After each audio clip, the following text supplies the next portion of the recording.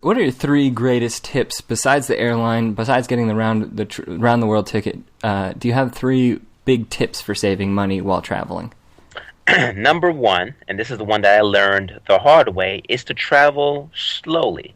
Now, I had a thing about I want to see everything that I want to see in one shot, but I learned as I was traveling that if I had traveled a lot slower, I could have spent more time in a particular country and I would have cut down on my travel costs. So, jumping from country to country or city to city once every week or 2 weeks gets to be pretty expensive. I would travel slower the next time I hit the road. That's one. Hmm. The second one is that we pack entirely too much. We pack entirely too much, and I had a backpack on my trip.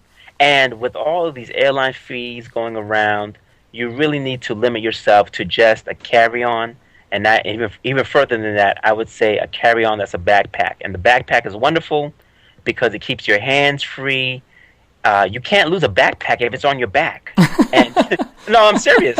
It's funny because I know that I was running through airports and I was in the airports bathroom stalls, and the backpack never left me because it was on my back. And when you're traveling long term, the last thing you want to do is lose your backpack, your luggage, whatever, because that's your life. That's your life in your bag there. So not only do you save money by not having to check your bag, but you keep it with you at all times. So it's just people just don't do it enough. They don't downsize their packing. They think they're going to use everything, and a lot of times you end up sending stuff home. I know I did. So that would be number two. One thing I'll jump in there with the, sorry to interrupt, but on the backpack issue sure, is absolutely. I love buying a backpack that has smaller space available than what I think I'll need. So, for example, the measurements for backpacks are in either cubic inches or liters that they'll carry. And around, most people will go into a store, an outdoor store, looking for their backpack, and they'll think, 4,000 cubic inches should cover it, or 5,000 Right. cubic inches should cover it. Those are gigantic. And if you fill 50 liters or 70 liters or something like that. yeah, and if you fill one of those things up, you are going to be so overloaded. You're going to be covered in sweat by the time you get to anywhere with that thing on your back.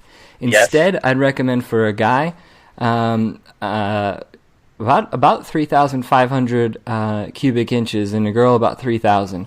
And if you see a bag like that, your first reaction, if you've never traveled before, will be, no way. How on earth will I fit everything in there? And when you get on the road, just like Brian said, you're going to go, you know what? I haven't used any of this stuff for the past month. I'm just going to mail it home. And you really do not need that much space. I remember I traveled for about 5 months around Europe.